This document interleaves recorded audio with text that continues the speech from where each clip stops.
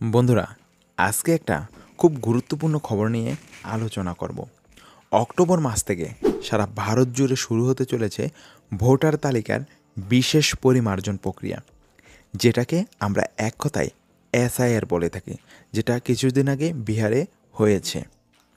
এই প্রক্রিয়াকে অনেকে এনআরসির সঙ্গে তুলনা করছেন, কারণ এখানে প্রত্যেক নাগরিকের ভোটার তালিকার নাম যাচাই হবে। চলুন ধাপে ধাপে বিষয়টা বুঝে নেই। তো কি হচ্ছে এই প্রক্রিয়া?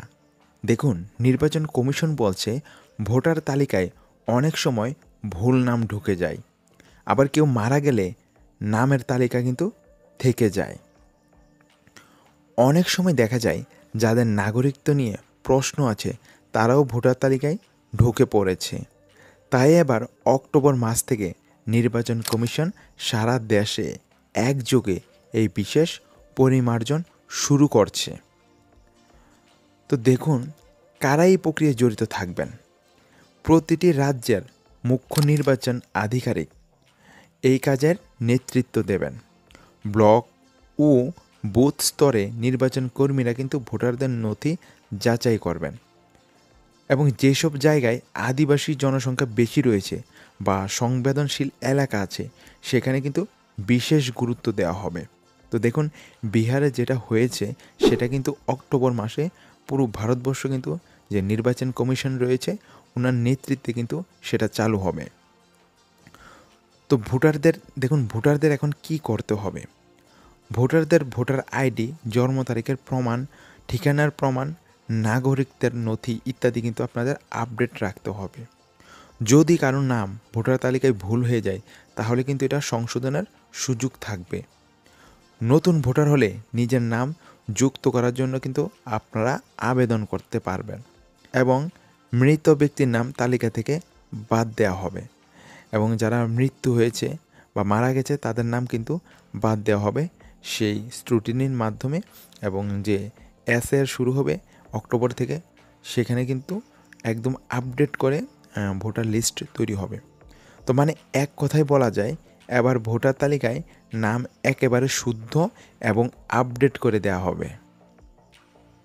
তো দেখুন কেন এটা এত গুরুত্বপূর্ণ। তো নির্বাচন কমিশন চাইছে 2026 সালের লোকসভা ভোটের আগে ভোটার তালিকা একেবারে নির্ভুল হোক। তাই অক্টোবর থেকে শুরু হয়ে আগামী 6 মাস এই কাজ কিন্তু চলবে পুরো ভারতবর্ষ জুড়ে। তো এর ফলে আগামী ভোটে আর ডুপ্লিকেট ভোটার বা ভুয়ো নাম কিন্তু তালিকায় থাকবে না।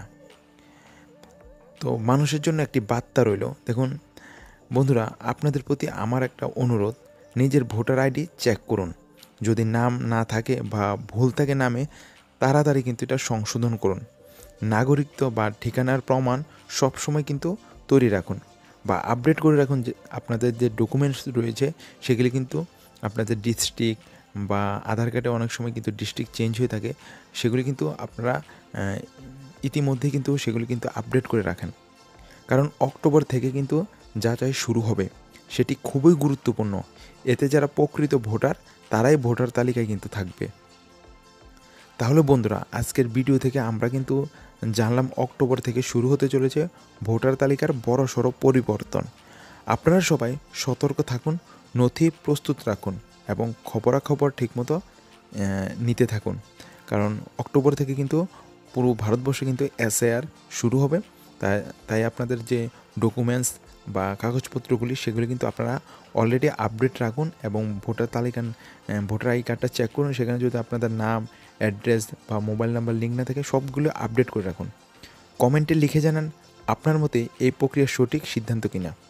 ভিডিওটি ভালো লাগলে লাইক, শেয়ার করুন আর সাবস্ক্রাইব করতে ভুলবেন না। Thanks for watching. জয় হিন্দ, জয় ভারত।